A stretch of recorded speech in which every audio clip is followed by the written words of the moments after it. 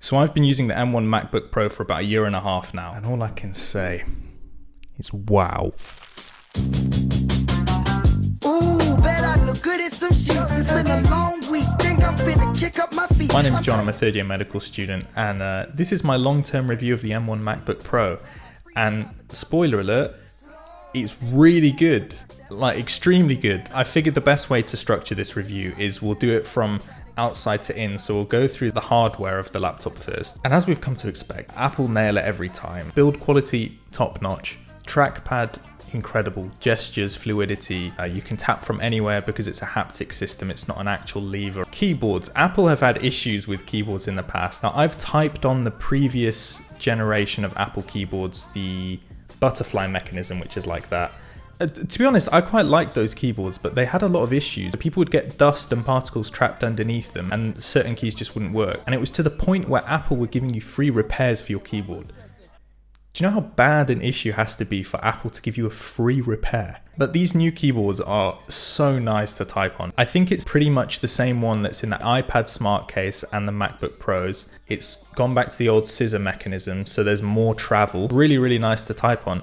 So I have behind me a low profile mechanical keyboard from Keychron. Here's a little sound test.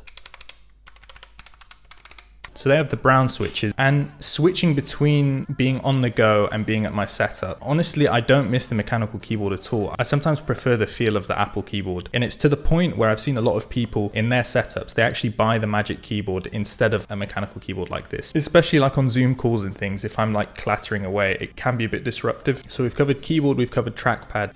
Let's talk I/O. Now, this is probably one of the worst things about this laptop. I live with this every day and it's just such a pain. There's 2 USB-C ports and nothing else, and they're both on one side, so it's just a pain. But I have this adapter that kind of makes my life a little bit easier. When it's hooked up to my display and I've got, say, external speakers connected, I've got my keyboard connected by cable because it's run out of battery, say my mouse has run out of battery, I'm then having to put an extension of USB-A's into a dongle already. So I've got a dongle connected to a dongle. It's just so unnecessary. But like, I kind of get it. Like, they're creating more of a divide between the base MacBook Pros and the really pro MacBook Pros. So you'll see the new ones, the 14 and the 16 inch, have so many ports. It's as if like the 120 hertz display, the faster chips, you know, the new design wasn't enough of a separator. They also had to screw us with the ports. The display, it's good enough. It's bright, it's crisp, it's your classic Retina display. It doesn't blow me away. The colors are nice and stuff, but you know, compared to the new ones as well, I've seen them in person and there's no comparison really.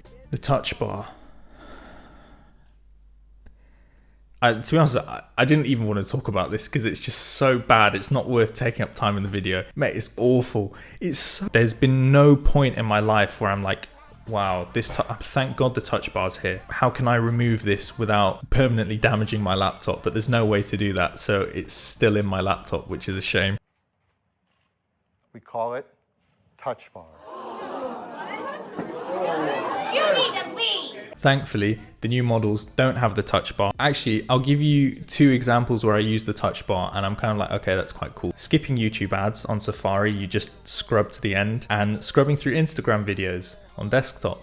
But I never use Instagram as a desktop app, so one of those uses is redundant. Be sure to follow me on Instagram, that's linked in the description. Let's talk software, because this is where things are getting like serious now, okay? macOS, buttery smooth, super good for like your daily tasks. You're browsing through internet, you're creating PowerPoints, you're researching whatever. It's super smooth, responsive, snappy. But what's interesting is Apple make their own Pro apps. So they make Final Cut Pro and they make Logic Pro. And because of the optimization between the hardware and the software, it means these quite intensive apps run so smoothly, it's a joke. People buy MacBooks just to edit on Final Cut Pro because it's that quick. Like, I'll have multiple streams of 4K footage straight out of this Sony camera. By the way, this 4K footage is downscaled from 6K. So it's actually kind of 6K and 4K. And then I put that into Final Cut Pro. I'll have a couple of layers stacked on top of each other. I'll put effects, I'll put transitions, and it just cuts through the timeline like absolute butter. Every time I open that app, I'm just like blown away by how quick it runs. And there are faster chips than the one I'm using. The spec of my Mac is the M1 MacBook Pro with 16 gigabytes of RAM and 1 terabyte SSD. All of these things are great. It's fast, it's responsive, it's got good build quality, but should you get it for med school? Yes. It's amazing for med school. Part of the reason for that is because there are anatomy apps which you'll probably end up using quite a lot. Most med students will use Complete Anatomy. I know people with Intel MacBooks, as soon as they open Complete Anatomy, their Mac turns into the equivalent of a jet engine. Like the fans start kicking up, making loads of noise, they're dropping frames, it's overheating. But when I whack it open on my M1, no sound, no heat, the fans don't even get a chance to think about kicking on. My iPad can also run this, so you might be thinking, well, should I get an iPad, should I get a Mac?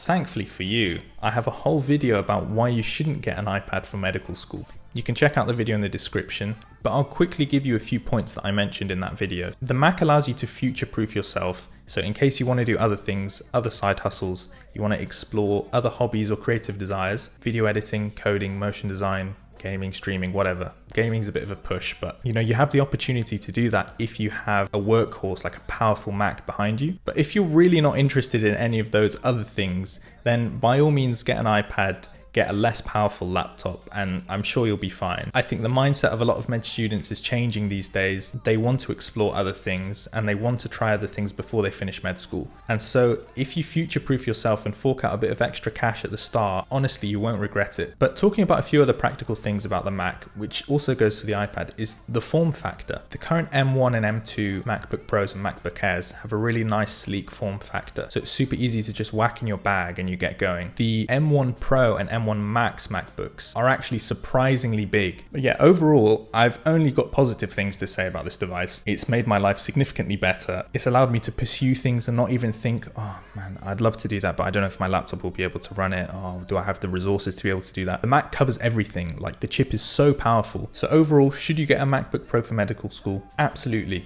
I think it's the best investment I've ever made, and hopefully it keeps paying back that investment. But yeah, I think that wraps this video up, and if you have any suggestions, please do leave them in the comments. I'll try to get around to replying, and hopefully I'll see you all very, very soon. Peace.